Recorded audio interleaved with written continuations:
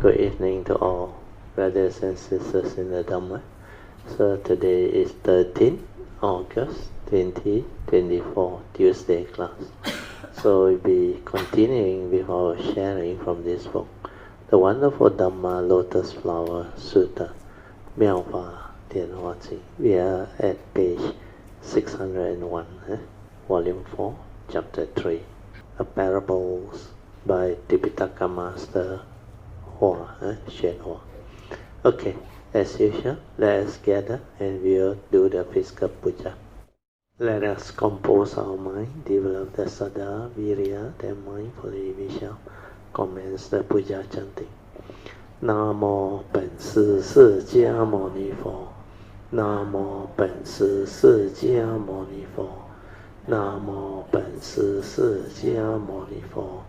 南无观世音菩萨，南无观世音菩萨，南无观世音菩萨，南无阿弥陀佛，南无阿弥陀佛，南无阿弥陀佛，南无弥勒佛，南无弥勒佛，南无弥勒佛，南无药师佛，南无药师佛。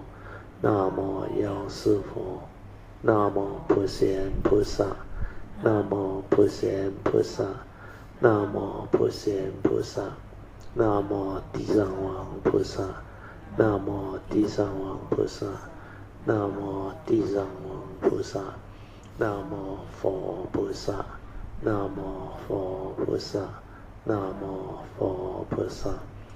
อะระหังสัมมาสัมพุทโธภะคะวะพุทธังภะคะวันตังอะภิวาเทมิ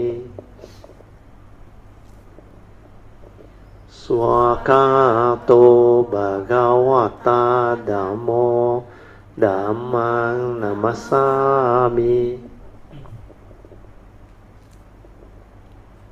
สุปฏิปันโนภะคะวะโตสาวกสังโฆสังฆังนามามิ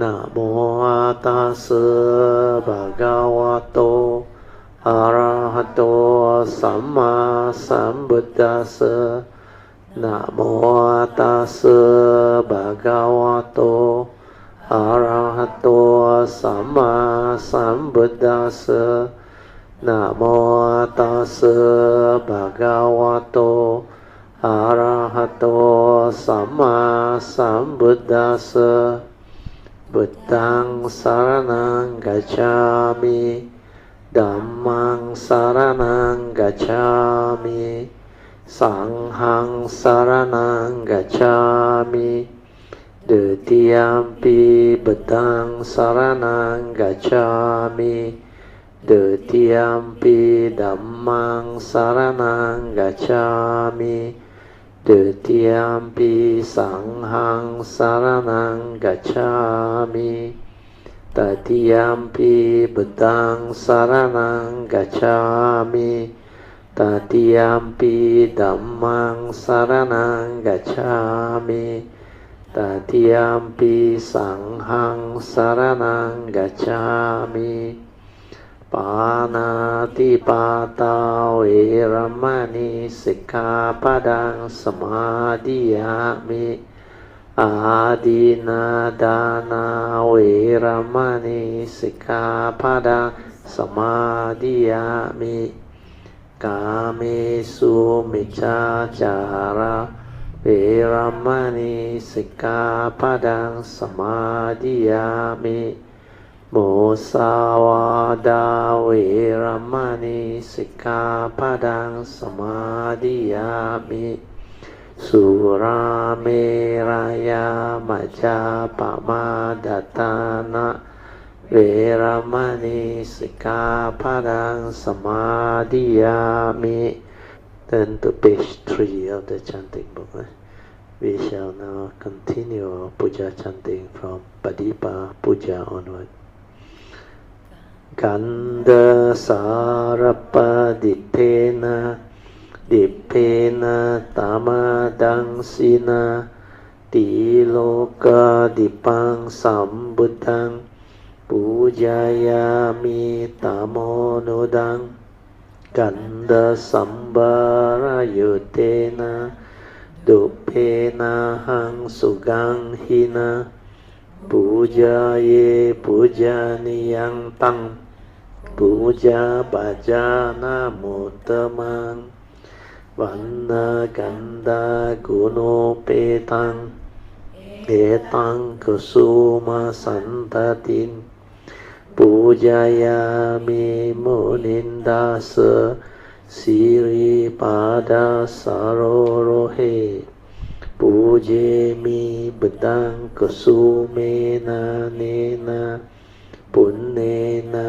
มเตนะเจโหตุโมกังปูปังมิลายติยตาอิดังเมกายโยตตายติวินาสภาวังอาดิวาเสตุโนบันเตปานิยังปริกาปิตังอานุกัมปังอุปาดายะปาติกันหาตุมุตตมังอาดิวาเสตุโนบันเตปาเลปาริกาปิตังอานุคัมปังอุปาดายะปาติกันหาตุมุตตมังอาดิวาเสตุโนบันเตโบจานังปาริกาปิตังอานุคัม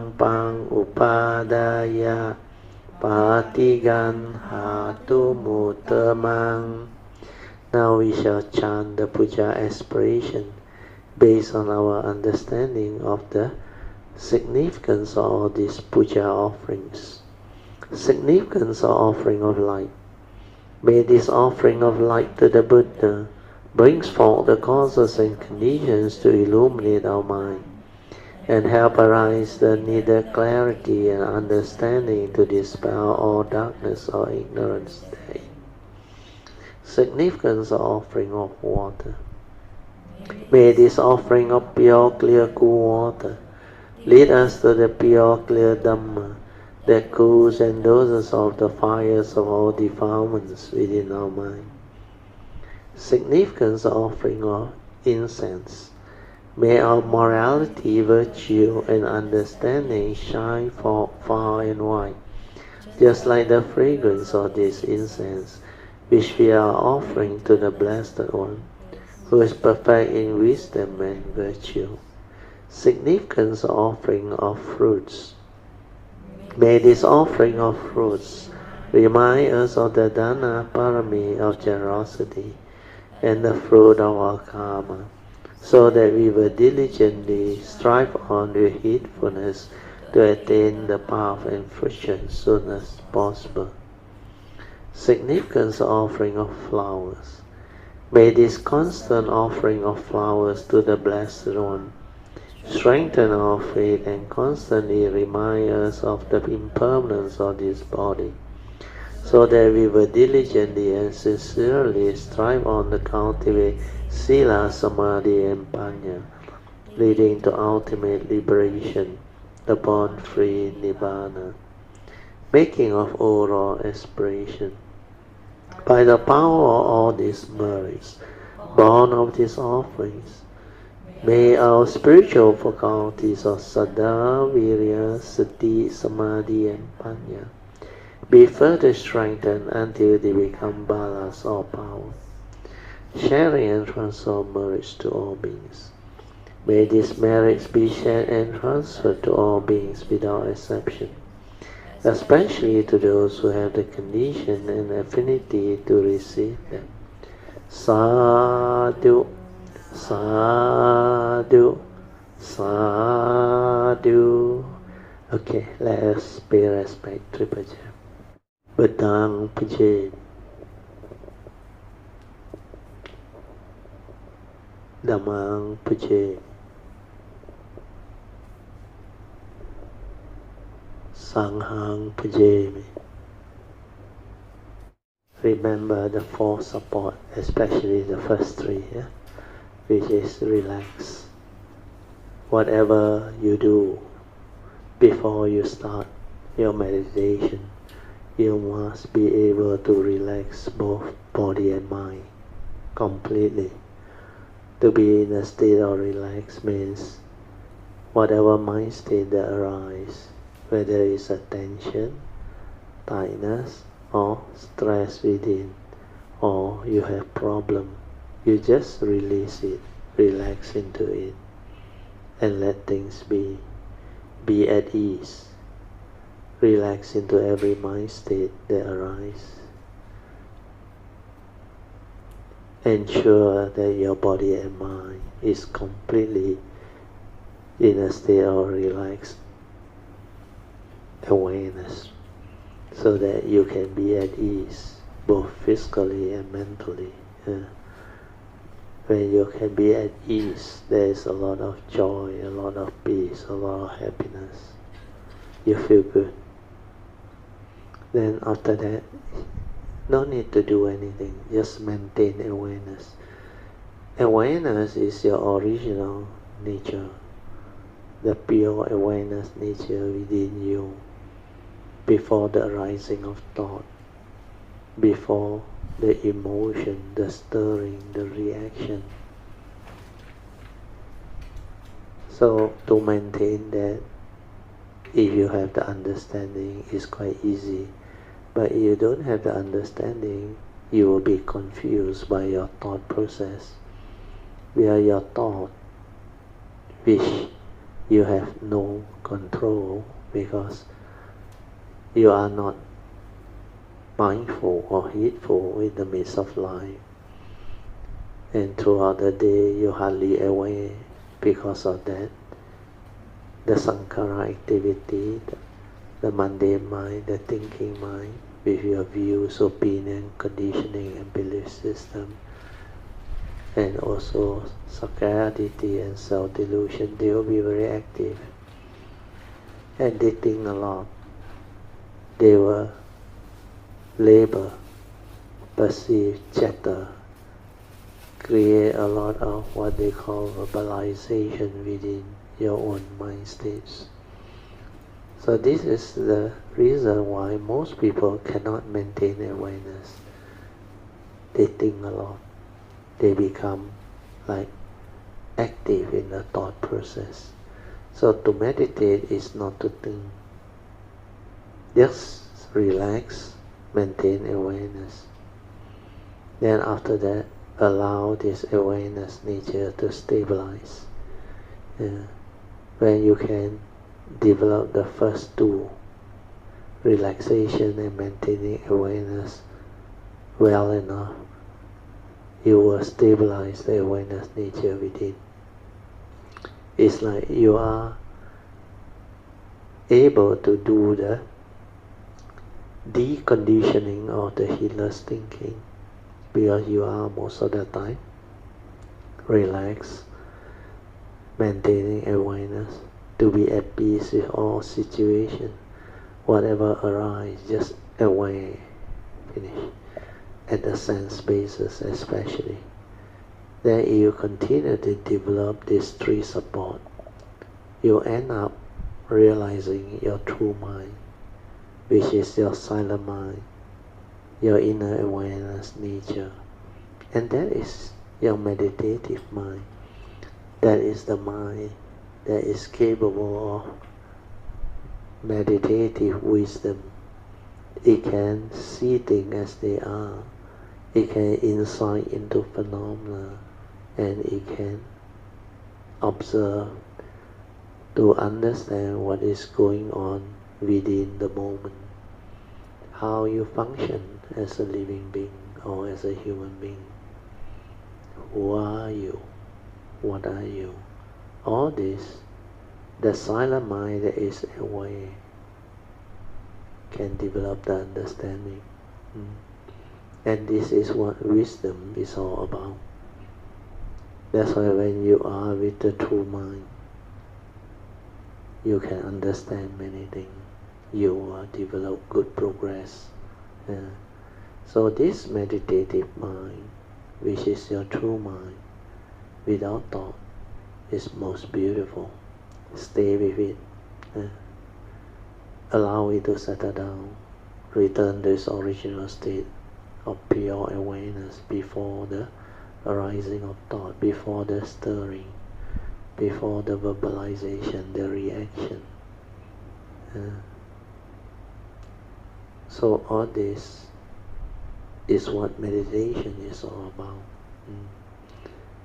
And through heedless thinking, the mind verbalizes and chatter a lot. It can hardly be within the moment, in silent inner awareness, to be aware of what is going on within the moment. Ability to be aware is the beginning of true meditation. When you have developed the stability of inner awareness, you will understand many things on your own. Then the last support is trust. For those who have already stabilized their inner awareness, you can develop the fourth support to trust your nature within, to create the meditative movement. So you just silence everything and stay at the heart area and let your awareness nature move on its own and detect whatever that arises. Then not long, if you are patient enough, that nature will detect the gateway to your inner nature. Once you can do that, that will be most beautiful.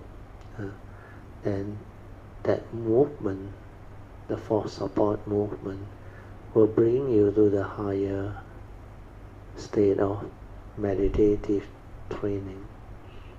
We call it the awareness-based meditation that really move into the awareness nature, and the whole meditative process become very different.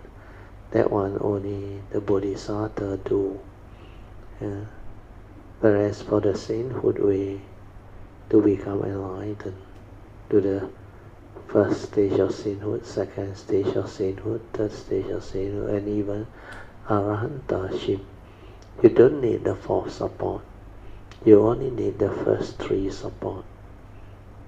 And use the meditative mind, the true mind, to insight into phenomena, to awaken. Then make use of the essential Dhamma to stabilize your understanding and awaken. Okay, you all can slowly, mindfully, come out of the meditation. Try to maintain whatever inner peace, inner calmness, and inner awareness that you have developed for as long as you can. Invocation to the Devas. In this universe, in the entirety, let the deities and Devas come here. Let them hear the good teachings of the King of Sages, which gives heaven and release Nibbana. This is the time to listen to the teaching. This is the time to listen to the teaching. This is the time to listen to the teaching. Samanta Chakawalesu Atra Gachantu Devata Saddhamang Munirajasa Sunantu Sakemokadang Dhamma Samanan Kalo Ayang Badanta Dhamma Samanan Kalo Ayang Badanta Dhamma Samanan Kalo Ayang Badanta Namo Tassa Bhagavato Arahato Sama Sambuddhassa. Namo Tassa Bhagavato Arahato Sama Sambuddhassa. Namo tassa bhagavato arahato samma sambuddhassa Iti peso bhagava arahang samma sambuddho Yacharana sampanno sugato lokavidu Anuttaro purisa dhamma sarati Deva manusana Buddho bhagavati Swakato bhagavata dhammo Sanditiko akaliko Ehipasiko opanayiko Pajatang veditabo Binohiti Supatipano bhagavato sāvaka sangho Ujupatipano bhagavato sāvaka sangho Nyayapatipano bhagavato sāvaka sangho Samicipatipano bhagavato sāvaka sangho Yadidang cattari purisa yukani Atta purisa pugala Esa bhagavato sāvaka sangho Ahuneyo pahuneyo Dakineyo anjali karaneyo Anuttarang punyang ketang lokasati Sadhu, sadhu, sadhu. Okay, now you all can be seated and we will continue from where we stopped, page 601 of this book, the wonderful Dhamma Lotus Sutra. Okay, I will read on the commentaries from宣化. People who study the Buddha Dhamma, they must break through ignorance. So ignorance, as we all know, is avijja. Avijja is a very powerful ignorance. And to understand what constitutes ignorance is very important. Ignorance here means the lack of understanding of nature's truth or nature's laws that governs life and existence, that constitute ignorance. So it is not like the normal meaning of the word, where the English dictionary defines ignorance as not being educated or don't have understanding of basic important things. That's why most people have ignorance or what we call delusion. Because delusion, especially self-delusion, Sakkayaditthi, is one of the major ignorance. When you are delusional, that is already bad enough. Delusional means you really a deluded person who don't have not only understanding, you are being like deluded in the sense that you are very foolish, and a lot of things you don't understand, and you get yourself entangled with life, then you suffer, you become afflicted. So here in the Dhamma sense, ignorance is a very powerful word.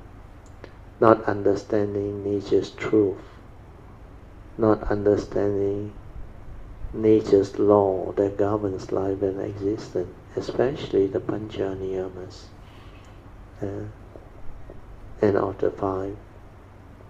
The first two are scientific law, or what they call Utto Niyama and Bija Niyama. But the next three, spiritual law, Karma Niyama, Chitta Niyama, followed by Dhamma Niyama. These three special spiritual laws are very important. First is the law of karma, the nature's order of this law of karma. Then nature's order of mind. Chitta is mind, Chitta Niyama. Niyama is nature's order. So nature's order of mind, it defines clearly and explains clearly to us how we function as a human being and how we operate through our mundane mind to develop the living process, the life process.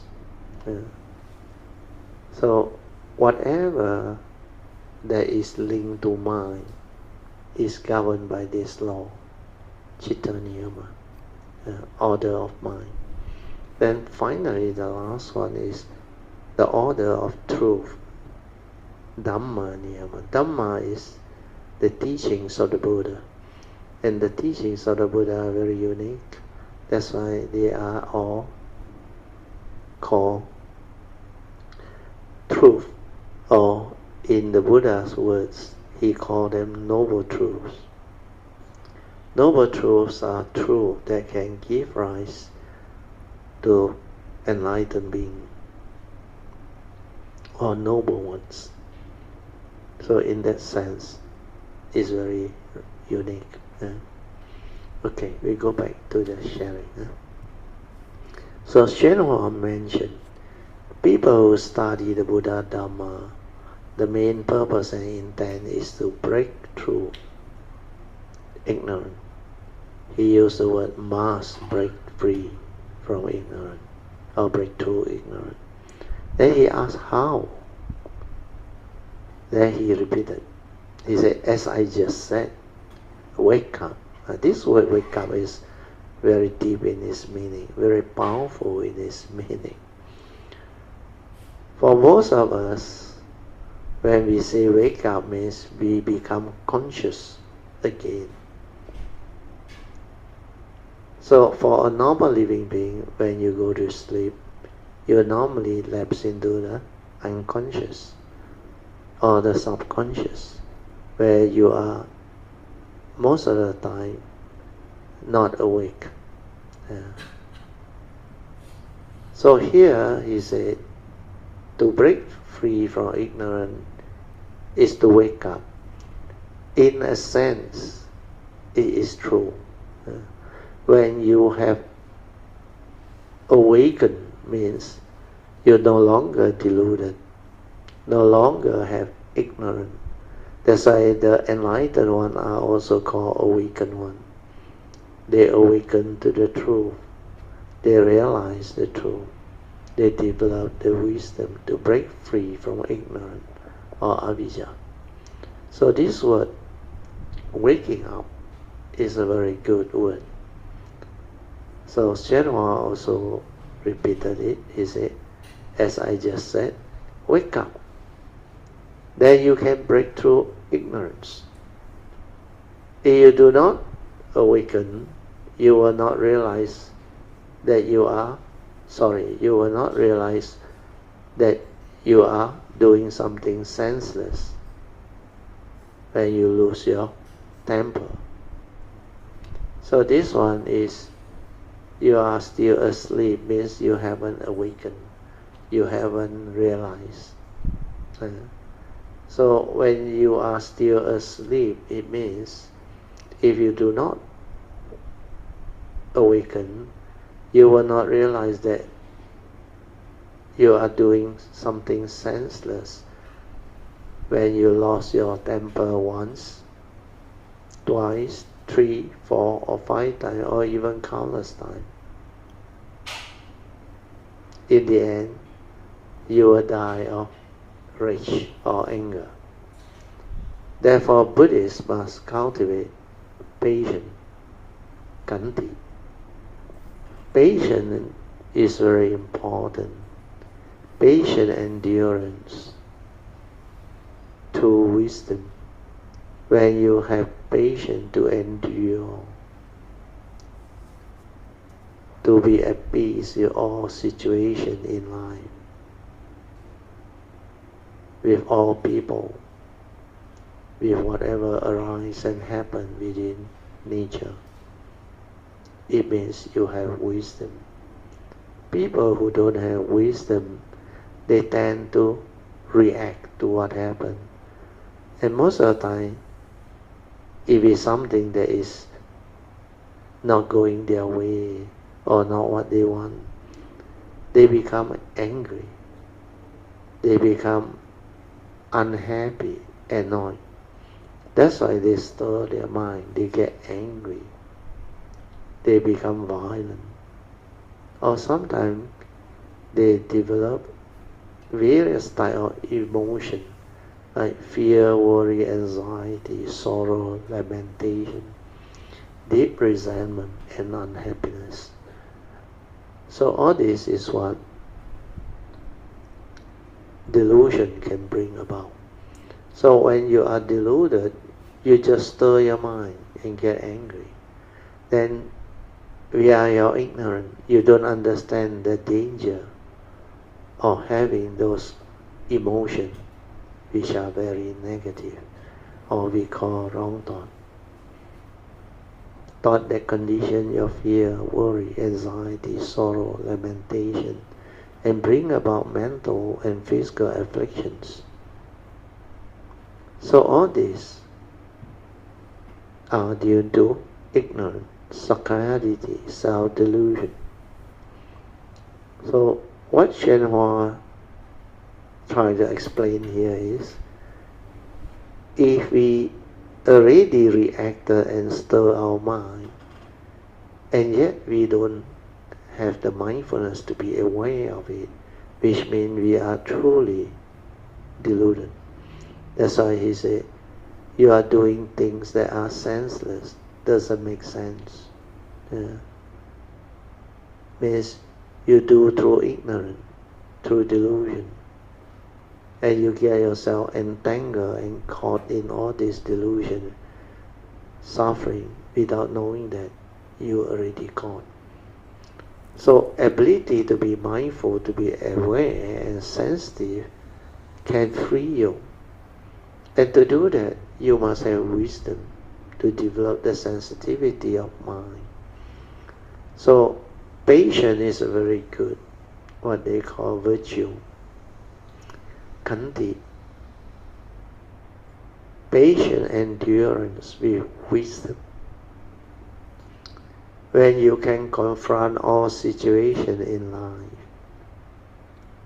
with a peaceful mind, with a calm mind that doesn't react, stir, or complain, or become emotional, it means you have patience.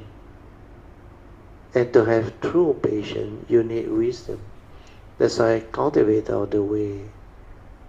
Dhamma practitioner, people who study the Buddha Dharma and cultivate them, must develop the wisdom to eradicate or root out avijja, ignorance. Okay, I'll read on.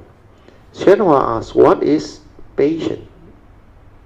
When the most unbearable things happen to you, you view it as if nothing were happening. So this is Shenhua's way of explaining it. You let it go, let off the steam, means like release the pressure, and steady yourself. When something happens, do not immediately react with anger. This advice is very good. It's similar to what I used to advise you all, Kayamita. No matter what happens in life, no matter how bad situation is, first thing first, do not get angry, do not become fearful, emotional, do not react and stir your mind. So Hsuan also say, do not immediately react with anger or fear, worry, anxiety. Because none of these mind states can help you.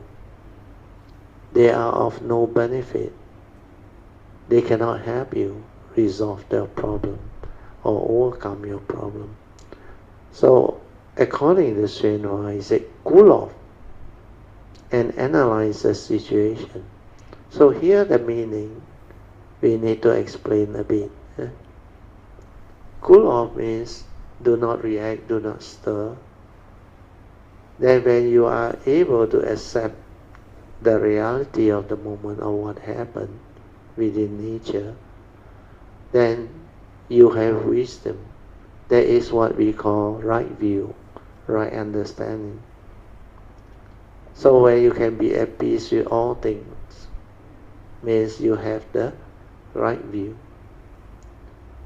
When you have this ability not to react and stir your mind, you are at peace. There is clarity.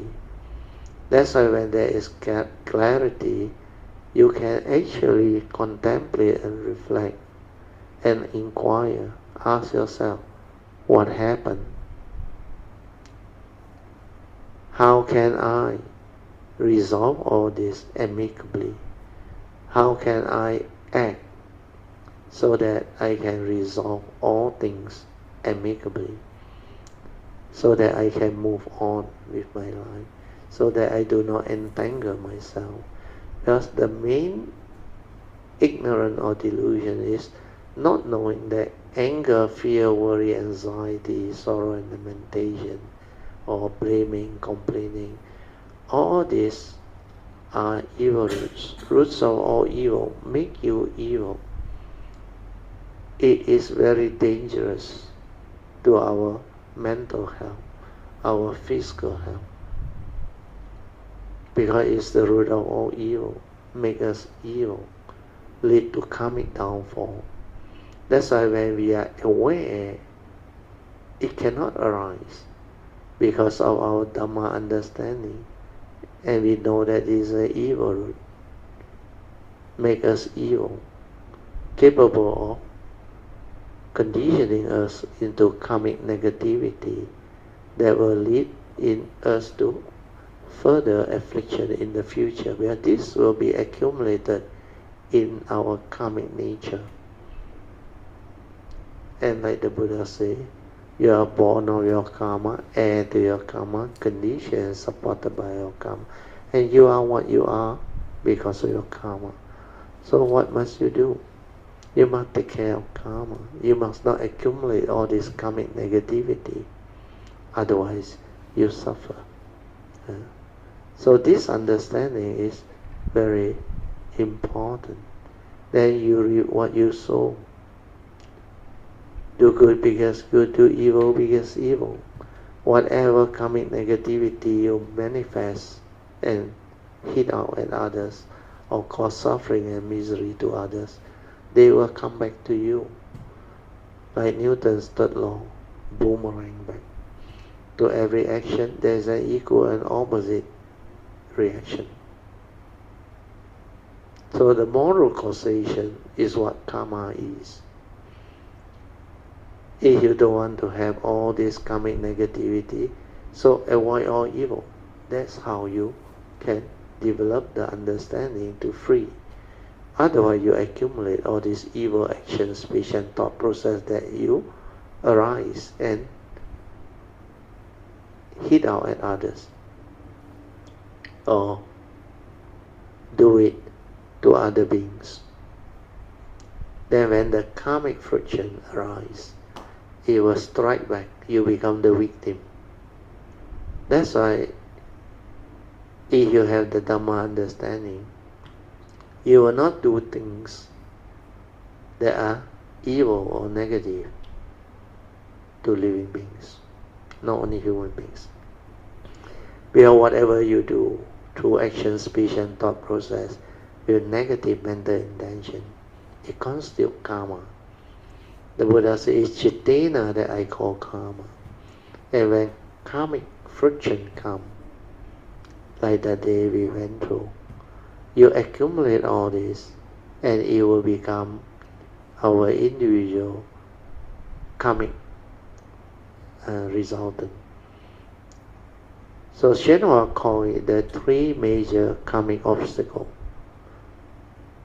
Retribution obstacle, then activity karmic obstacle, followed by finally the affliction obstacle.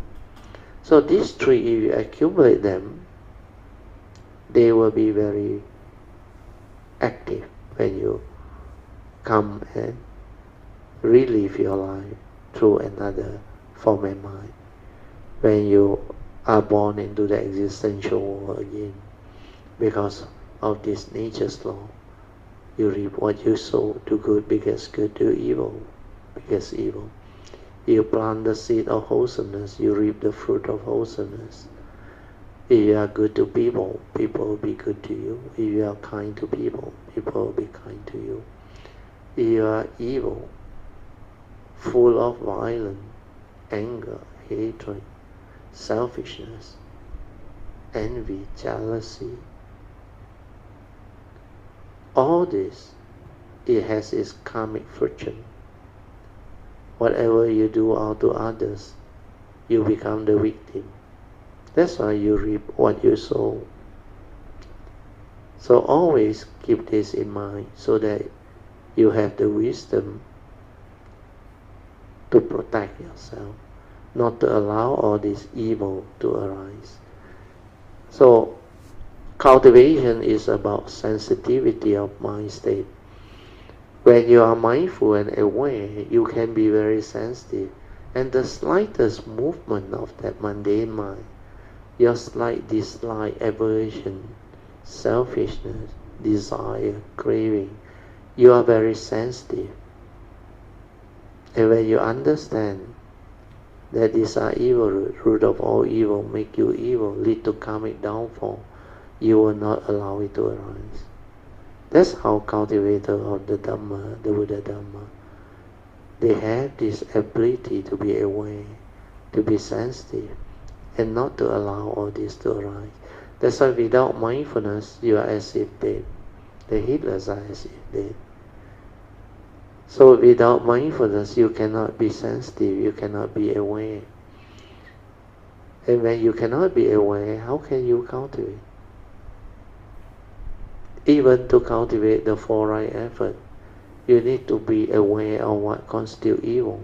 Then only you can be aware when the evil roots of greed, hatred, and delusion, or the wrong thought, wrong speech, wrong action, that has a reason. Yeah. Then only you can arise the appropriate right effort to abandon it. Then you cultivate the 5 ways to overcome unwholesome thought, wrong speech, and wrong action, and how to abandon them. Yeah. So all these are the cultivation. Okay, I'll read on. Cool off and analyze the situation. We are here. That way, you will not set off the fire of ignorance. See, you are not aware, sensitive, then that rage, which is conditioned by your ignorance, become habitual, and it develop into like a very powerful flame. We call it fire of ignorance, and it will blaze, burn. Yeah.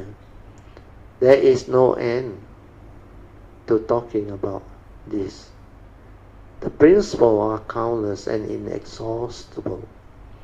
In short, the fire of ignorance can burn up your body and mind, thus ruining you, causing you much affliction. So in the analogy of the burning house, it can burn down your house to ashes. Yeah. Okay, next part of the sutta. Analogy of the 10 children. The eldest children, 10, 20, even 30, are also inside the house. The eldest children, 10, 20, and even 30, are also inside the house. Means, what do the 10, 20, and 30 children represent? We have already talked about the number 30. But why doesn't the text say 8 or 9? If you add them up, 10 plus 20 plus 30 equals 60. 60 represent the 6 parameters of the great vehicle or the Mahayana practices. So then, why does the text say 10? This is because the sage of the 3 vehicles, the Bodhisattva, the Savaka, and the Pajeka Buddha, all have 10 kinds of wisdom. What are the 10 kinds of wisdom? Number 1 is worldly wisdom. Although it is said to be worldly wisdom, it includes transcendental wisdom. The sages of the 3 vehicles have all awakened to all worldly phenomena by means of the worldly wisdom. After that, they seek transcendental Dhamma. Therefore, even though it is said to be worldly wisdom, it also includes transcendental wisdom. To put it another way, worldly wisdom is equivalent to transcendental wisdom. If you don't have worldly wisdom, how could you possess the transcendental wisdom? Transcendental wisdom is born from worldly wisdom. Then the second one is the wisdom that understands the minds of others. The Bodhisattva, Savaka, and Pajeka Buddha all have wisdom that understand the minds of others. It is the spiritual power of knowledge of others' thoughts, and arises from Samadhi. The Arahats, that is the Savaka, need to intentionally contemplate using the wisdom that knows the mind of others in order to know what someone else is thinking and what they are about to do. If they do not contemplate, they will not know the thoughts and intention of others. That is because they are not setting an intention, and hence they will not know how to pay attention. Savaka need to enter Samadhi to engage in intentional contemplation. Pajeka Buddha also need to intentionally contemplate using the wisdom that understand the minds of others. However, they do not need to sit in zazen and cultivating samadhi to carry it out. Means you don't need to go into the psychic mind. They just contemplate and they will know whatever you are about to say or do. Thus, Pajeka Buddha are at one level higher in their wisdom as compared to Savaka or sound hearer.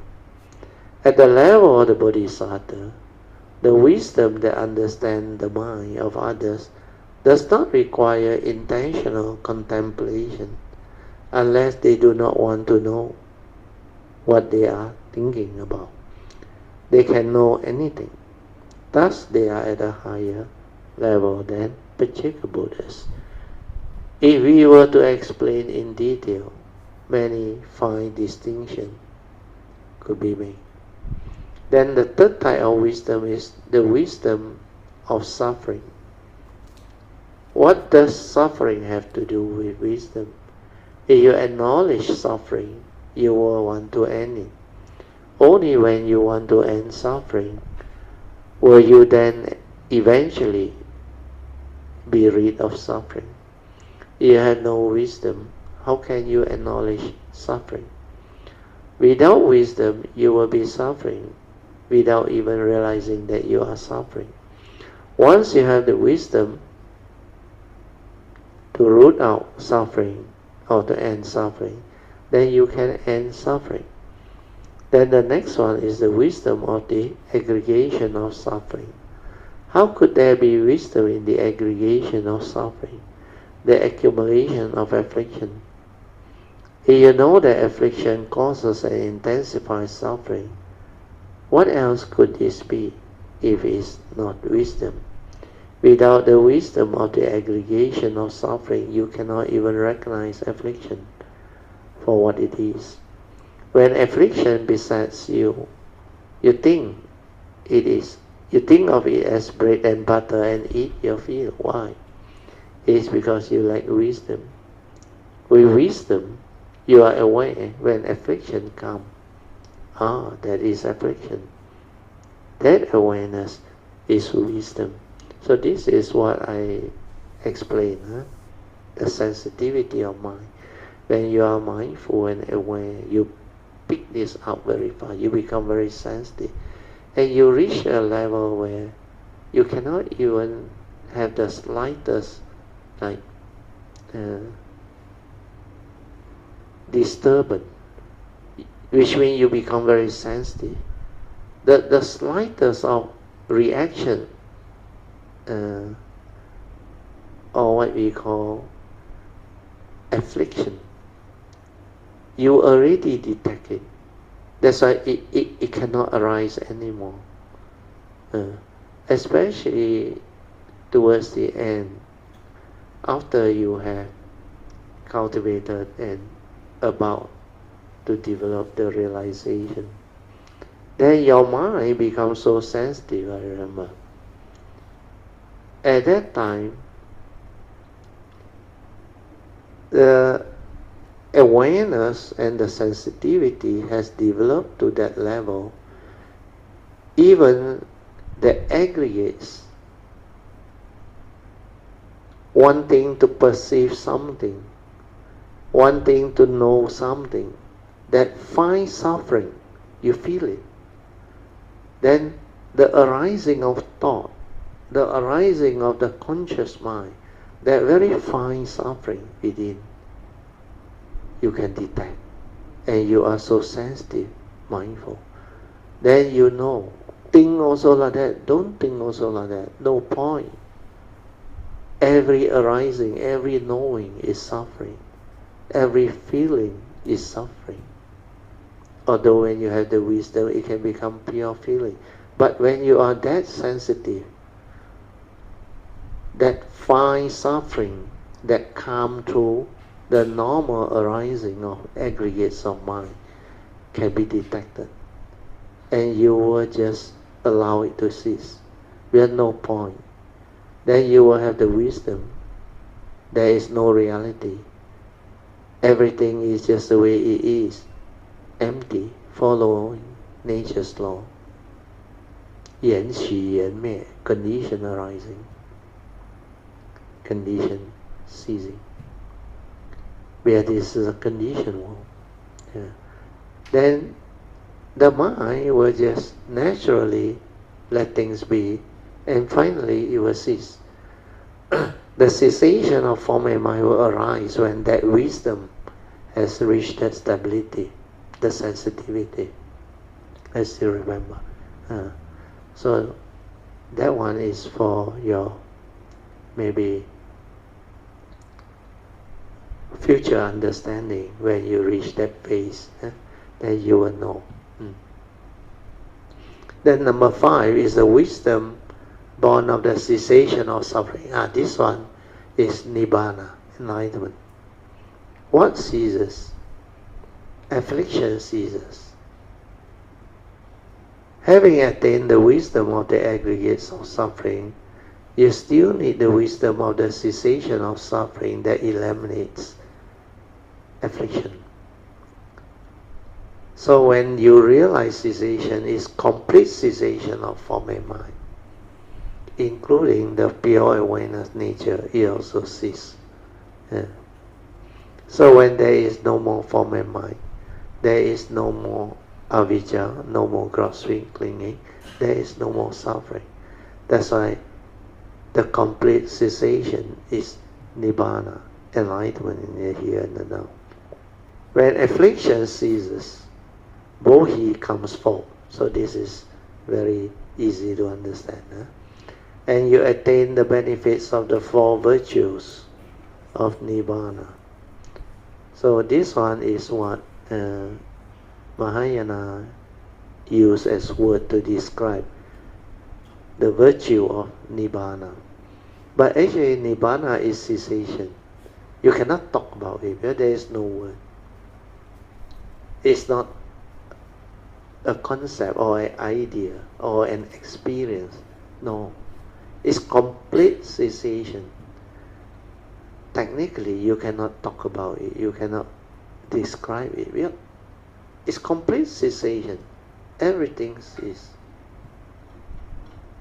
That's why the Buddha used the word Nibbana Paramang Sukhang. Is the highest peace or bliss. But it is not the usual blissfulness type of bliss. Means whatever peace you experience, that is still experiential. But Nibbana is Paramang Sukhang, the highest bliss or peace. Because by comparison, because it's not an experience, it's complete, like quenching. You know what is quenching? When you heat up the metal plate to actually blacksmith that mold the metal. So when they actually, while hot and molten, red hot, still malleable, they will try to like hammer it or shape it. Then after that, they suddenly put it in cold water. So it just like quenching. You just quench it. Then it becomes completely cool. So the cessation process is the complete quenching. The cessation of form and mind. Even the pure awareness also cease. So when that happens, you cannot actually describe or talk about it. But in Mahayana, they use these 4 words to describe what that thing meant. So like the Buddha used the word Nibbana Paramang Sukhang. So here, they use the word permanent. One thing you have to understand, there is nobody to realize Nibbana. There is not a being that realizes Nibbana. It's the form and mind that realizes the truth and cease. And like your pure nature, it's not a being, it cannot come out to live life. Then when you realize cessation, Nibbana, it's like you return to the source. And you cannot talk about it. But of course they say that is the unconditioned. That's why they say it's permanent. Actually, permanent and impermanent is still a duality. So, to describe it as permanent is just a word that they try to bring out the understanding. Then this joy is Paramang Sukhang, the highest peace or bliss. Then again, Shenhua used the word true self, means the original nature. But there is no being inside. That's why there is no self. It's not a permanent, unchanging entity. So anyway, it's not important. And of course, they use the word purity is still a duality. It's just that state that you cannot talk about or describe. Just like the Tao. Tao ke Tao, 非常道. The Tao that can be spoken or talked about is not the true Tao. Then the other thing about this 4 virtue of Nibbana is a form of description to maybe make people interested in striving towards realizing this state. But very few people understand what real cessation is. Okay, you go on number 6. the wisdom of the path. You must have wisdom in your cultivation. Otherwise you will not cultivate. You will waste your time all day long and your time will run out. You need to have the wisdom of the path in order to cultivate.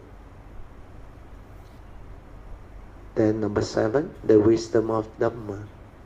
The Dhamma refers to the Buddha Dhamma. If you want to cultivate the Buddha Dhamma, you must have Dhamma selecting vision. Dhamma selecting vision, the wisdom eye, is wisdom. With the wisdom eye, you will not do senseless things. Without it, you will. What are senseless things? As practitioner of the Buddha Dhamma, you must avoid committing the 10 unwholesome deeds, and should instead diligently cultivate the 10 wholesome deeds. Of the 10 unwholesome deeds, 3 are committed by the body, means the 10 unwholesome action, speech and thought process. So these 3, the first 3, they are committed by our physical body, means killing, stealing and sexual misconduct. These are related to the precepts. Then 3 are committed by the mind, your evil root behind, greed, hatred and delusion. In fact, from these 3, the rest manifest. Greed can also mean your craving, your lust, your desire, your attachment, your clinging, your grasping, your possessiveness. They are all part of greed, especially selfishness. Then anger are your emotional negativity, your envy, your jealousy, your hatred, your intense dislike. So all these are part and parcel of the evil roots of greed and hatred. Then delusion means the mind that has sakaya-ditti, self-delusion. Then other type of delusion.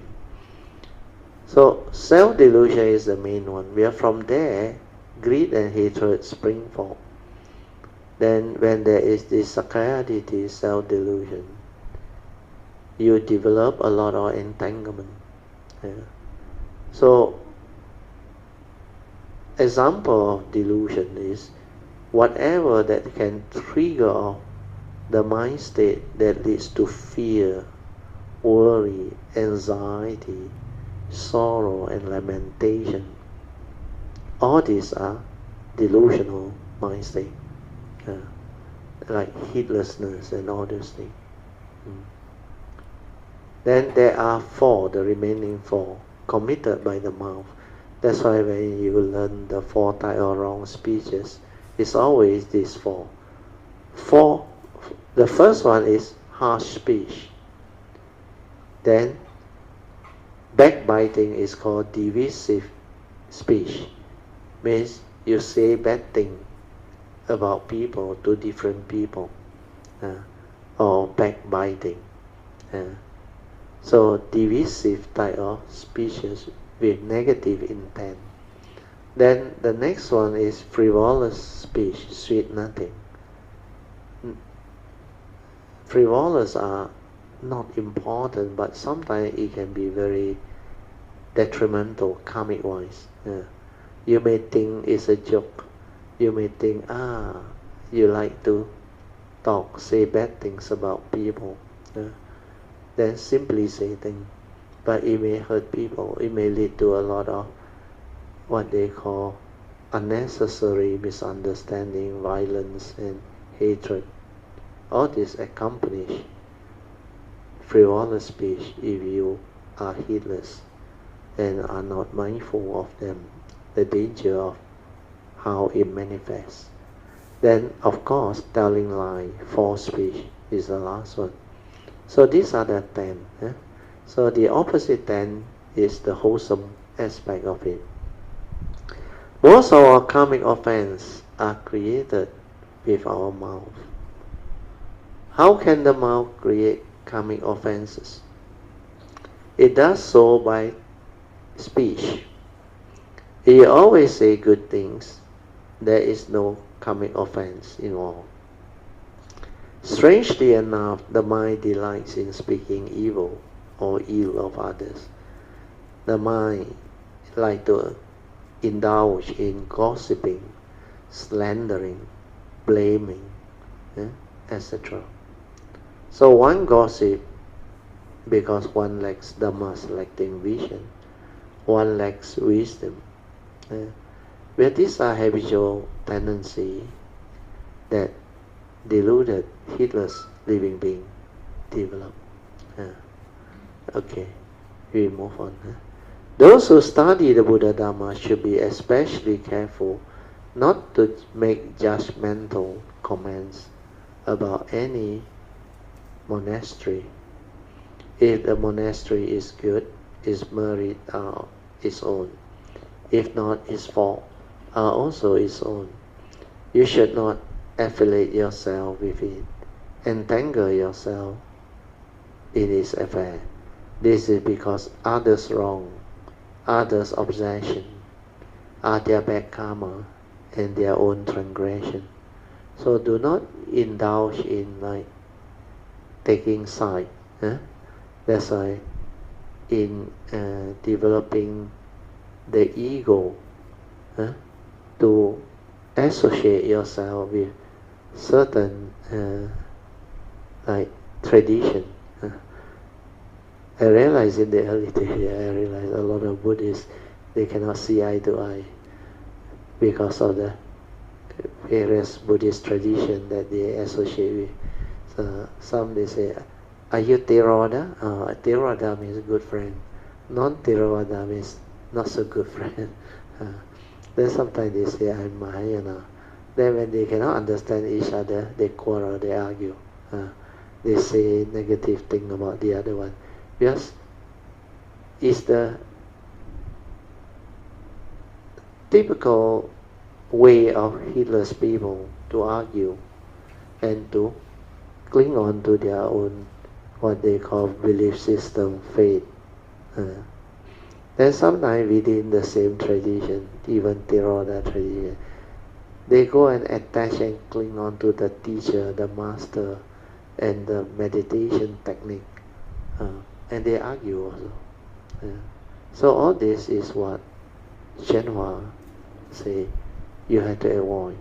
That's why before I came out, I put there as the condition, no right, no wrong. Don't create unnecessary misunderstanding. Then we share understanding. Then we don't argue. We have no right, no wrong. Then we make use of whatever that can help us to progress, to move on. So in this way, it's very much more meaningful. Okay, I read on. It is also said, good and evil are two different paths. Some take the good, others take the bad. There are those who cultivate the path, and there are those who create bad karma. That is just the way things are. This sentence is very powerful. That is just the way things are. People are just the way they are. The world is the world. Conditions are that. Things will be like that. There is nothing strange about it. That's why I say have an open mind. Therefore, those who cultivate the path should support any monastery they go to. If you do this, then you will be creating merits instead of causing discord or misunderstanding to arise in the monastery. You should not cause discord in the monastery. If you use your mouth to create discord and dissension in the monastery, you will easily commit evil or karmic offenses. If you support a monastery, you establish merits. If you have Dhamma selecting vision, you will not disrupt the monastery. If you do not have it, you will do all sorts of foolish things. The other thing that I want to add is, I always share this with the Kalyanamittas in the early day. It's just like when we are young, we attend school. Then when we attend school, we tend to attach to our school's name.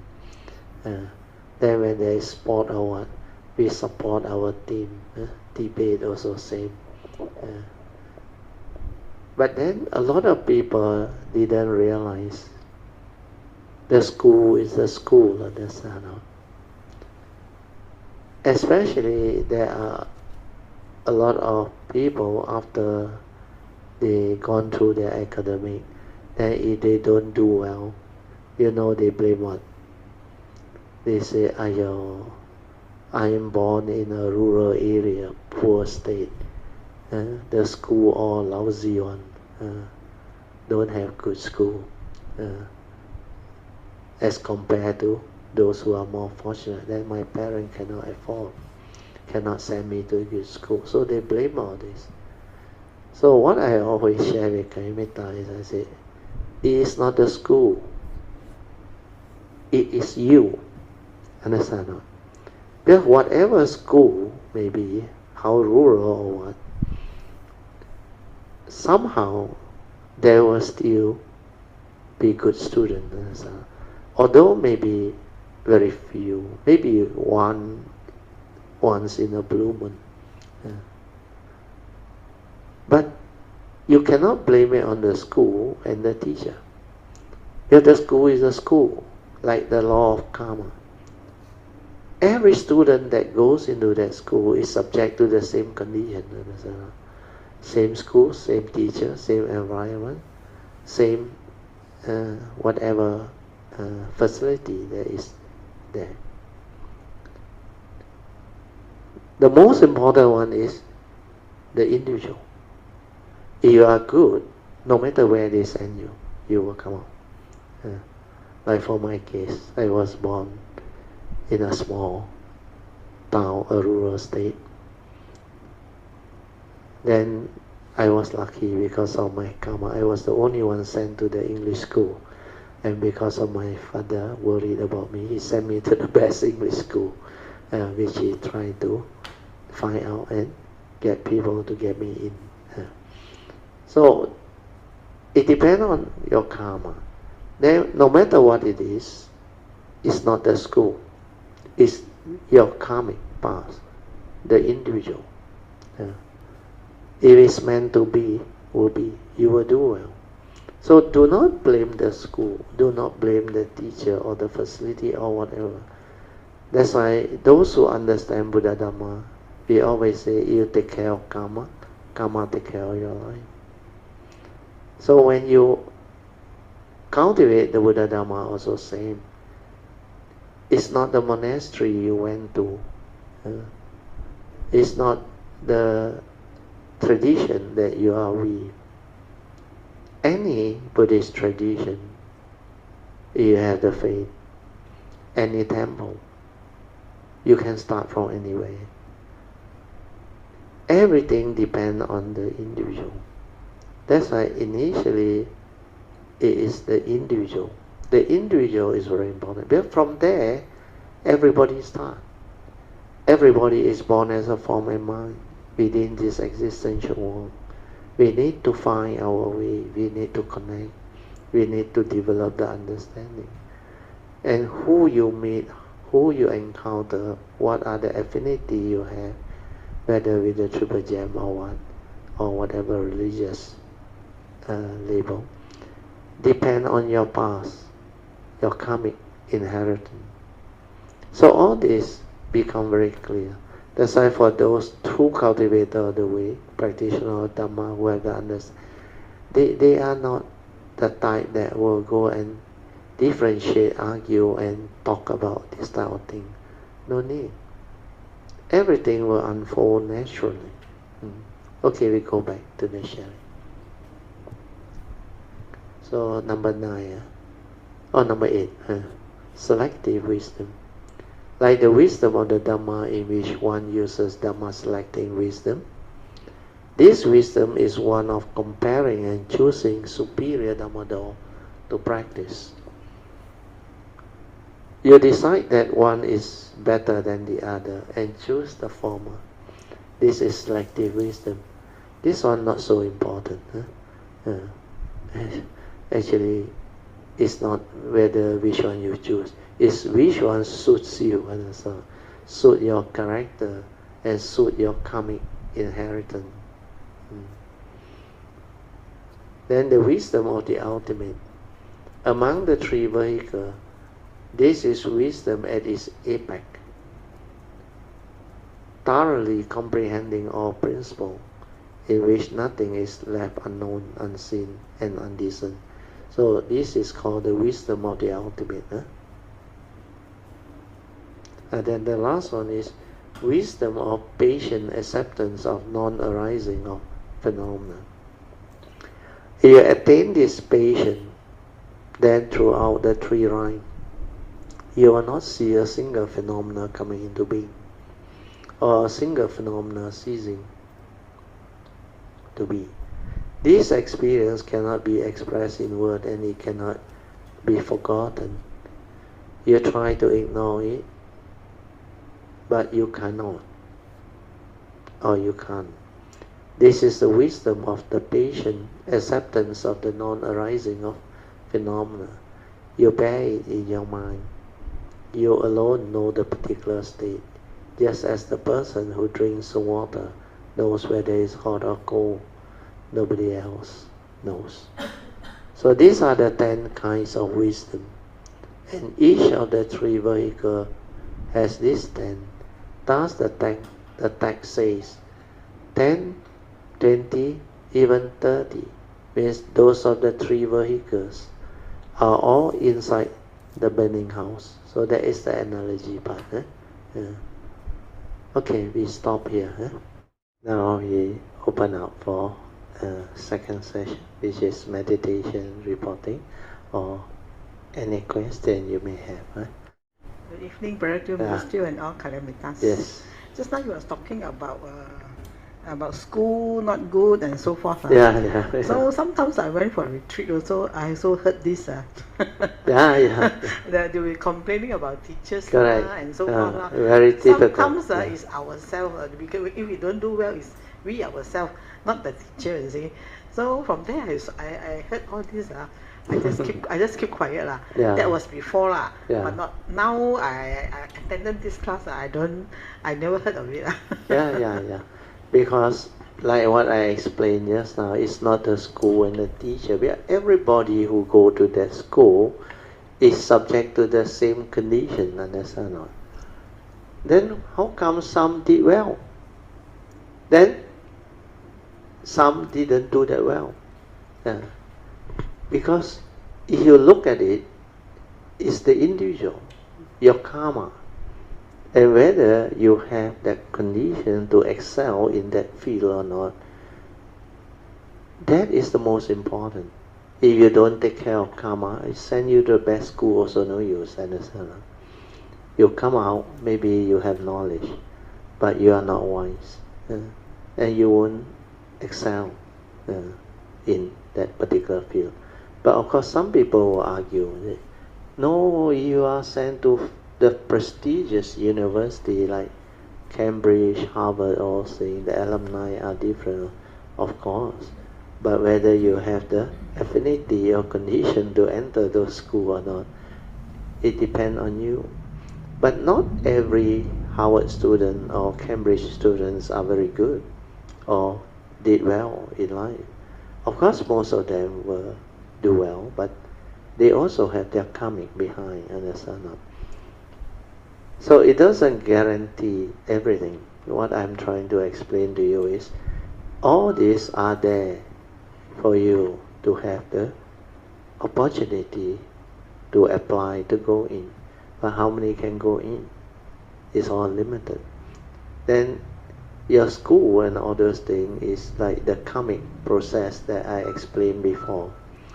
The first one is retribution karma, your DNA and how your appearance is, and who are the what they call the environment which you are born into and all those things, they are already coded by your retribution karma. Then the other one is activity.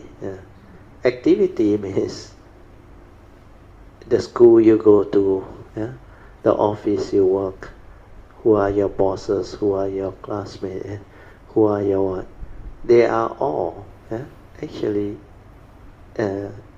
governed by this activity karmic, or what they call the karmic resultant. Then finally is the affliction one, whether you had the karmic past to experience all those affliction or severe karmic thing or what, depend on your past. So all these are karmic. So you cannot blame anybody. You cannot blame the school, the teacher, or what. How you go there is all already conditioned. Causes and condition there, things will be the way it is, cannot be otherwise. So understanding this will transform the way you understand life and live life. You will not like lament, complain, blame. Like I said, all these are wrong thought, negative thought. They won't help you. Maybe help you to justify why you are not good, why you didn't do well in life. But does that help you? No.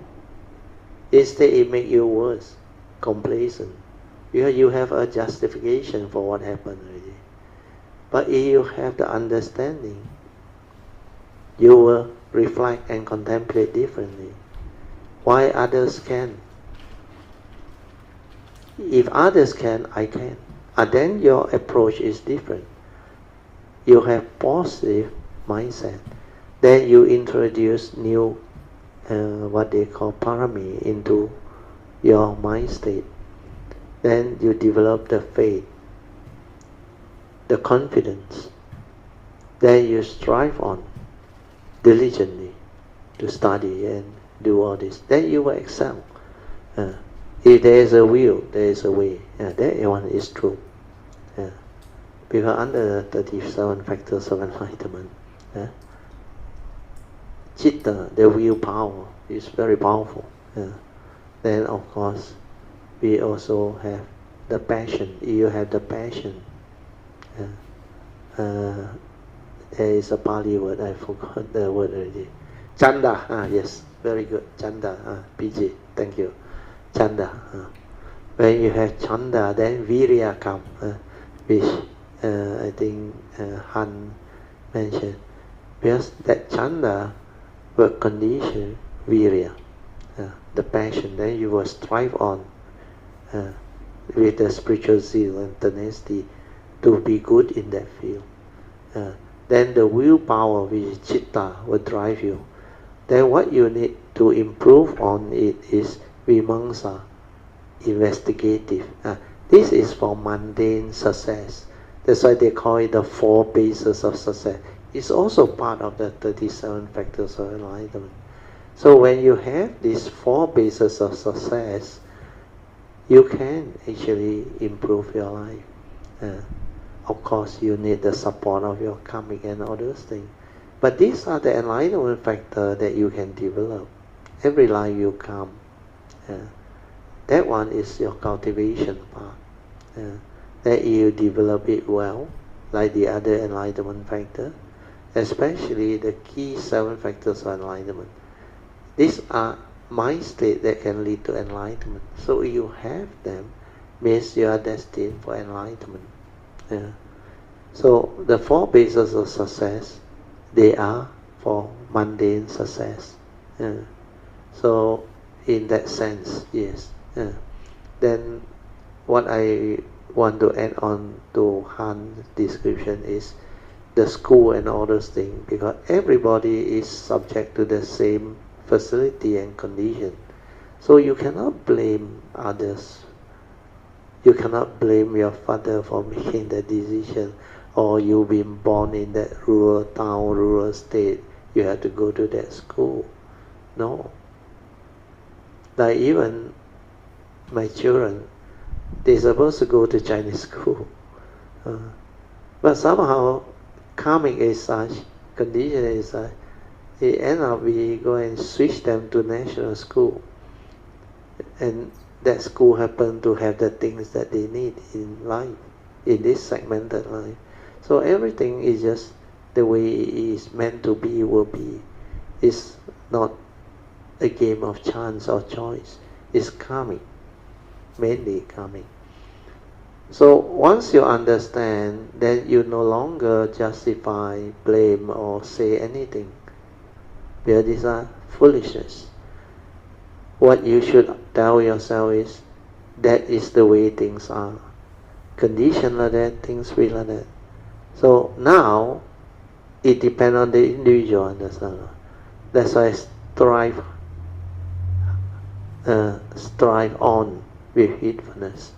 Apamadena sampadeta, when it comes to cultivation. But when it comes to excelling in worldly things, the 4 bases of success, which I mentioned just now, you should apply them. Chanda is passion. You must have passion towards that field that you want to excel in. It can be a course, a study, or a career phase, or even some entrepreneurship, or even investment or whatever. You must develop that passion, or even to draw arts, to go into agriculture.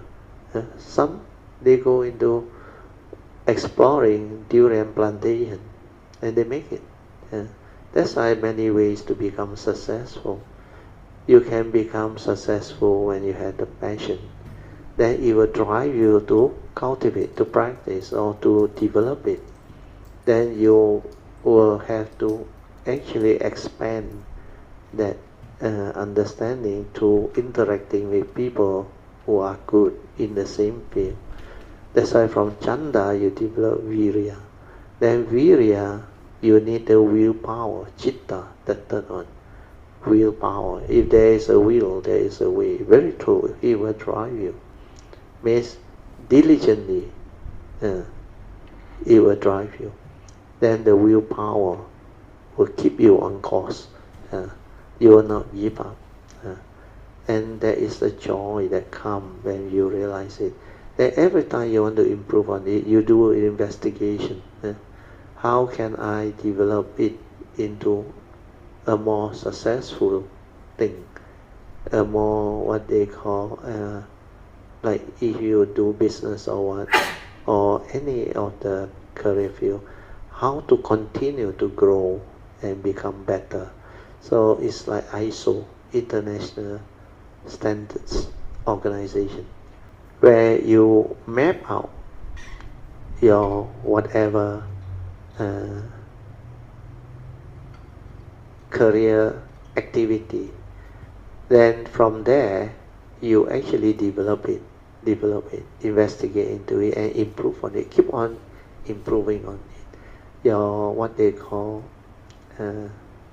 procedures, how you all do your business or activity or whatever. So all this you can work on it. That's why Vimamsa is even acknowledged nowadays as a very important management tool to improve yourself, your organization or whatever. Okay, Han, you continue. Brother, I want to talk about the Thailand trip. Yes. Actually, I came back, I contemplated, reflected. This is the journey of the practice I have to go through. No? Yeah. You know how to turn it around. It's like meant to be. It's a blessing in disguise. So after I came back, I also put a lot of effort in the practice.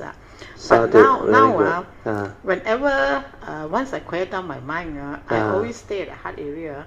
I can feel, even now talking to you, I can also feel my whole body vibration. No? Good. Until the toes, my fingers, And yeah, means you have developed more and more sensitivity. Means your mindfulness is starting to come in, which is and good. Also, I feel very calm nowadays.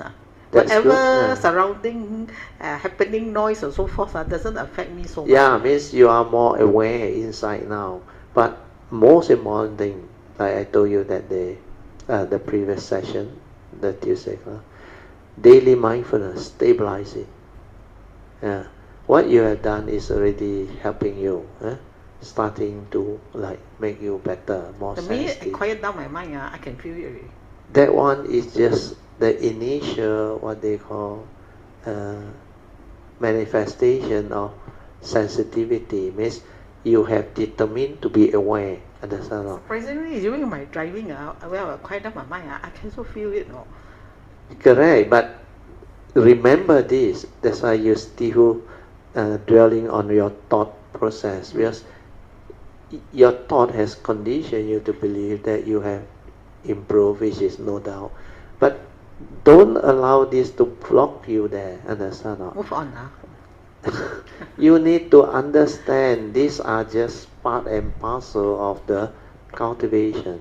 As you go through the cultivation, this thing will arise. But you have to move on. Because I told you the most important thing is what? The daily mindfulness, stabilize it, understand? Now you have to extend that ability to feel, to be sensitive, more sensitive to the vibration. It's just the beginning. But this vibration is just the initial, very gross one. You have not silenced completely to really be with it. Means your awareness has not stabilized inside. So what you need to do is, everything you do, action, movement, activity, understand? Hardly any thought. Walking, aware. Sitting, aware. Turning, bending, stretching, everything you do. Even answering nature's call, eating, whatever. Your action, your movement. All these are more important when you pay respect mindfully. Body and mind move as one. All of your movement and activity. Hardly any thought. That is the stability that the cultivator of the way really need to establish. And then the real progress will come. Then you will be able not only to detect the vibration, you can be like doing the stability of it. Means stay there until the body and mind become one. Then the vibration from the gross vibration, it starts to settle down and become very quiet, very peaceful, then very still. Then like no thought, no movement, no aggregate of mind. During that time, don't panic. Then every action and movement is in sati. Then when you come out of it, you realize your bodily movement, activity, kaya anupasana, all aware by itself one. The awareness and the activity become one. Then everything you see is in sati, hearing it. That is the later phase of true progress. When you are in sati, means daily mindfulness already stable. Everything you do is in sati. Understand? That is the stability that will lead to real progress. Otherwise, you become complacent. Then after that, you thought you already achieved something. Then you become like before, complacent. The word is complacent. But you think you got it already. Understand? But no, that is a good sign that you have progressed and you have developed more ability to be aware. It's just a starting. Understand? So determine to develop mindfulness and awareness to stabilize the daily mindfulness. Everything you do aware. When you go down to bed, sleep, fully aware. Come out, fully aware. How you go to the washroom, everything, all the action movement within the present moment, fully aware. You have to do that. Understand? Then continue. Actually, aspire to be more and more aware. So yeah, that one is important. But the real doing it is very important. If you cannot train until you are fully mindful and aware throughout the day, that is not enough. The stability of it is very important. Because once you hit that stability, technically you don't need a teacher. You will understand Dhamma on your own. With what I share and what I teach, when you have that stability, mindfulness, you become very different. Understand? So don't be complacent. Okay, thank you. That's about all. Okay, thank you. Sadhu, sadhu. Let us rejoice. Sadhu, sadhu, sadhu. Amitabha, Brother, Mrs. Teo, and all Kayamitas. Firstly, talk about my sister, right? Yeah. So she, like Brother Teo said, she needs to stabilize her daily mindfulness. That one very important. Every action, every movement, without a single moment. thought. Actually, but before she can be totally without thought, she must have more space between thoughts. Yes. That is more important. That one is a gradual extension of the progress. They will go through all the space. But so if you determine and you do it, even throughout the day or your daily religious routine, whatever you do in life, you maintain awareness. Then when you pay respect, develop the faith, when you meditate, you silent, you relax, maintain awareness. And this awareness will grow, like you say, become more and more. The space between thought become extended until most of the time you are just aware, hardly any thought. Initially, there will be very little space. Most of the time it's still thought. But then, like what your sister went through, he determined to be aware. So now he can pick up the vibration, which is the initial sign of initial progress towards being more sensitive, more aware. But that is still a very gross awareness. You just like aware that you can detect the vibration. Actually, to say it bluntly, detecting vibration is very easy. The more difficult one is when you are able to detect your own heartbeat. Understand? Your own heartbeat. Then your own heartbeat until it becomes very quiet and very still. That one is very important. That's why when you go to the fourth support, after you have stabilized the daily mindfulness, you go to the heart. When you go to the heart, automatic one, you will detect the heartbeat one. Well, by then your mind have entered sati. Then that whole movement and process to detect the gateway become very easy and very beautiful. So all this movement, they will arise, and the progress, the individual that go through that cultivation will know. That's why the Buddha say, this Dhamma is pacetang, can be realized by the wise, each for themselves. But when you have the sati and the mindfulness stabilized, you start to understand many things, you start to see many things. Then you start to understand the whole creative process or manifestation process. Means how you function as a human being, how that paticca samuppada movement, activity take effect or arise and pass away. Then you can start to see clearly the form and mind. There is no permanent unchanging entity. Everything is dependent, originating, condition, arising, causal phenomena. Then the universal characteristics, you see them clearly. That is the true cultivation. And this one takes a while. But the cultivator of the way who is mindful and aware will go through them. That's why this Dhamma is pacetang, can be realized by the wise, each for themselves. So very good, Poh Cheng, sadhu. Sadhu Brother Teo for the kind teaching for my sister.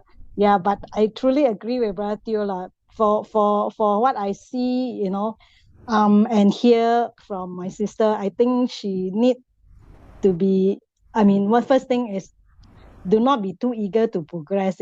This progress you see, when you have certain detection of vibration or heartbeat, you feel so excited. You're There excited. and stagnate there. Yeah. That's why I use the word, don't be complacent. Yeah. Because she has the tendency of having that joy and think that that's it, finished. No, that is just the beginning.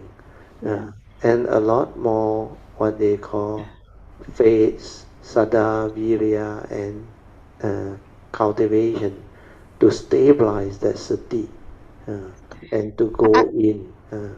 I mean, it's okay to have joy that she started to be aware, sensitive definitely. to That the is vibration. already a good Yes. sign. That's why I say I mean, it's a I'm sign of happy. progress. Yes. I'm happy that she's joyful, because you need to have the joy to move, to have the zeal to drive you, so the joy comes with her sensitivity to detect the vibration is very good. But she must not stop there, it's like attached to it, that she forgotten her cultivation. Yeah, don't be complacent. What I mean, because she doesn't know that this is just the beginning, and there's a lot more work to be done.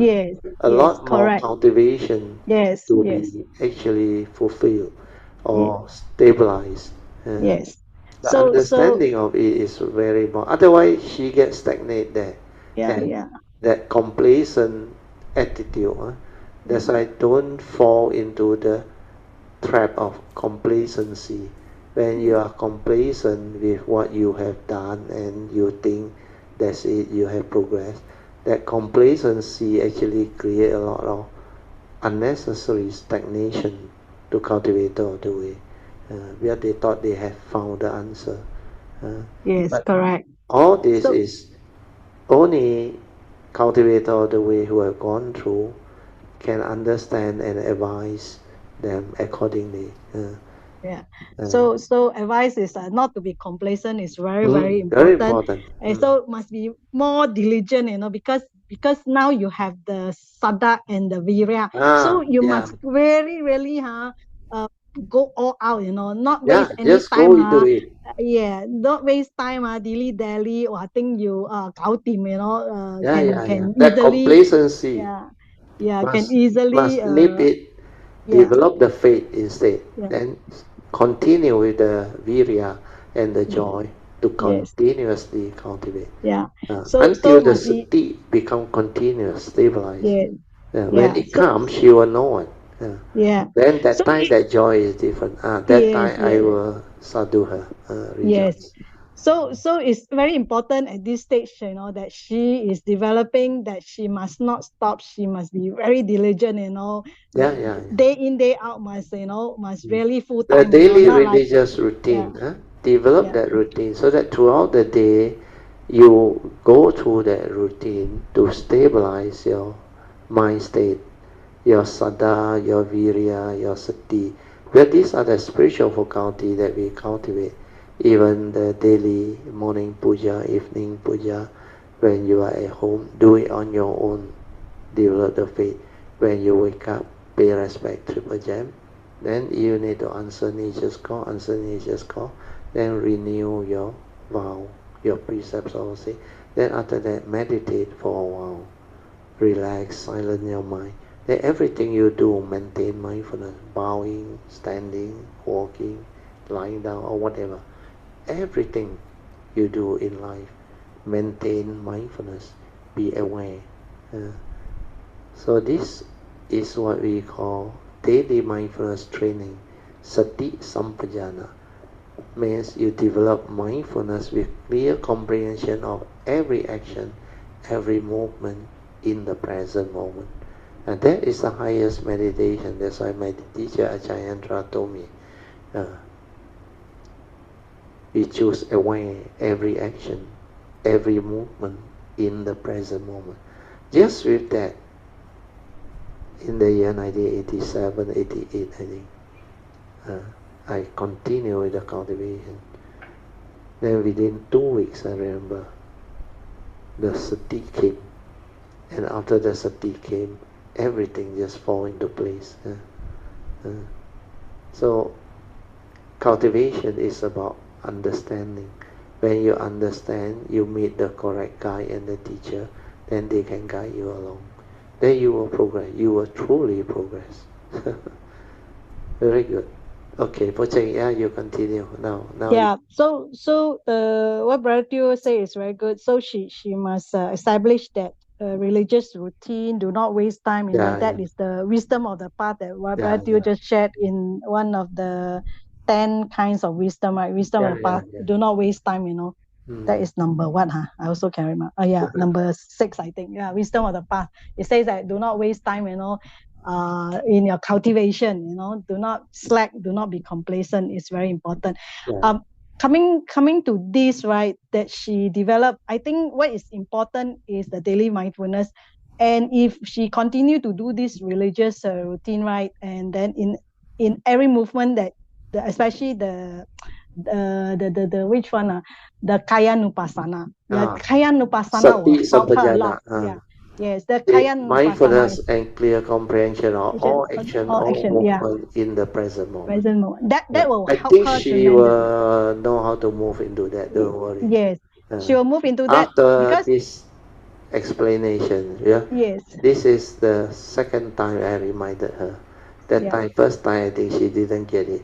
Because she is too keen to report about her progress. So this time today, I really make it clear for her. So this Kaya Nupassana is very important. So when she do it properly, Brother, the mind can enter sati. And then that is what you need. When your mind enters sati, everything she do will be in sati. Correct. Is a new phase of transformation. Of progress. That phase will be very, and that one really you can at least tell yourself you have make it. Yes, correct. The heedful never die. Yes. To reach that state, the statement of what the Buddha mentioned, the heedful never die, that one is very important. Yes, that part is very important. So like I always say in my early cultivation, don't be too eager to progress. Just do what you need to do. Every day, just do. Concentrate on your religious routine. When times come, then you will see the result automatically.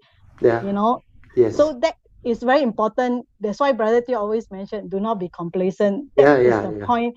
So just do. Go all out, just do, and then so that your virya will continue. Will not stop for the period of training that is so important, because if you lose that period of training, right, then when you want to come back and start again, the engine is like very cold, very much more difficult already. Yes. So because while it is being developed, you must stabilize it. That one very important. It's just like the primitive man try to make a spark out through their whatever thing that they rub against the rock. When you rub until when it reached the heat that was spark of the spark, the trigger of the light or the small fire, and you stop, the heat degenerate, then no more spark. That's why you must finish it. So that one is continuity of mindfulness, sati, until it become a part of you. Then mind enters sati. Once mind enters sati, the cultivator of the way will understand. They know what the thing is on. Then they know what is sati. No word on. The sati means the awareness nature and all phenomena as one.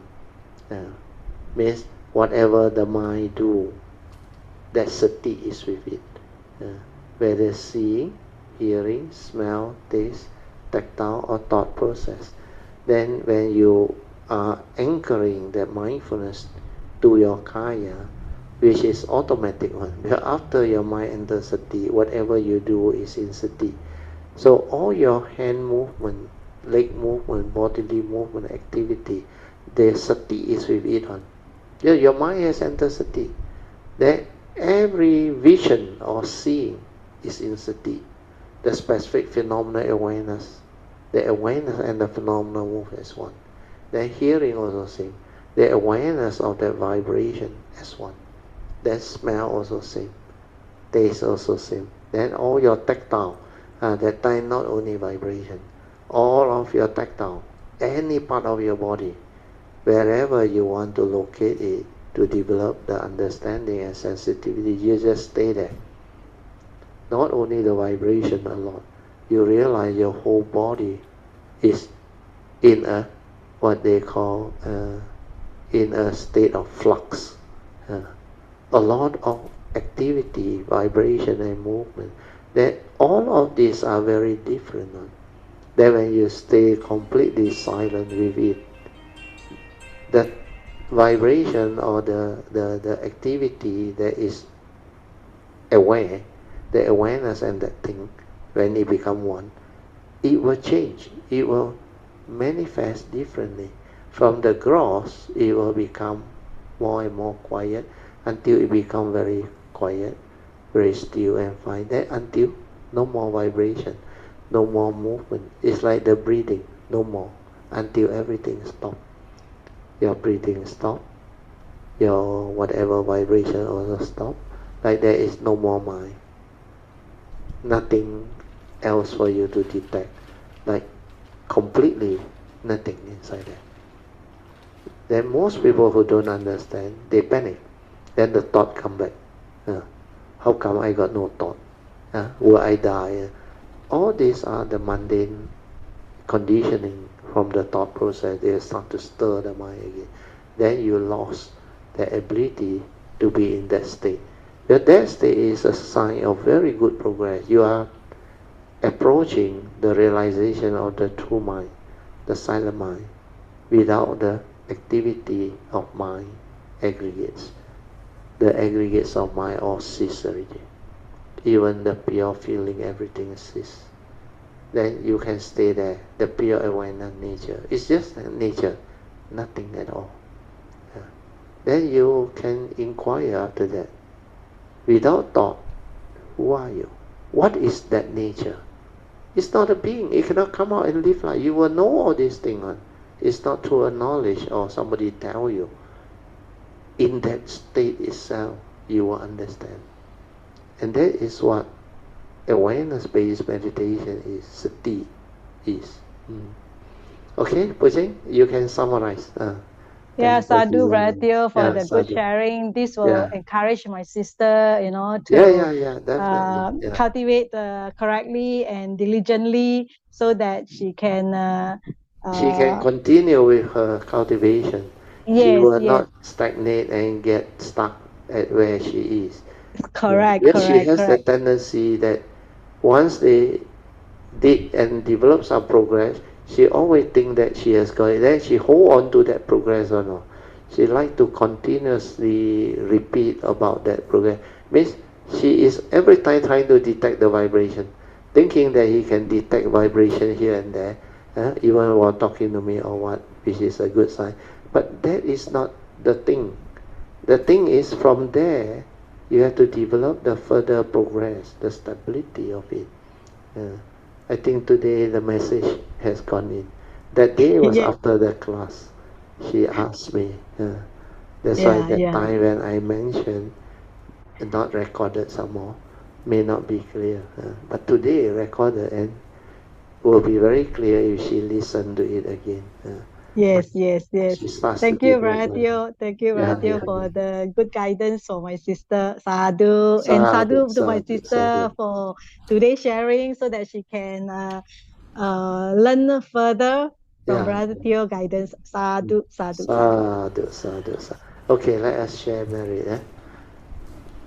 Akasata ca bhumata devanaga mahindika punyang tang anumoditwa cirarakantu lokasasana itta vata jamihi sampadan punya sampadan sabbe deva anumodantu sabba sampati siddhya idang me nyatinang hotu sukita hontu nyatayo idang me nyatinang sukita hontu nyatayo idang me nyatinang hotu sukita hontu nyatayo devo asatukalena sasa sampati hetu ca ปิโตภวตุโลโกชะราชาภวตุดามิโกอิมินาปุญญังกาเมนะมาเมบาลาสมากโมสัตตังสมากโมโหตุยาวนิวานาปาติยาสาธุสาธุสาธุ Okay, you all can now pay respect mindfully to Lord Buddha, Guanyin Bodhisattvas, and all the worthy ones. Then we will end the whole session. Sadhu.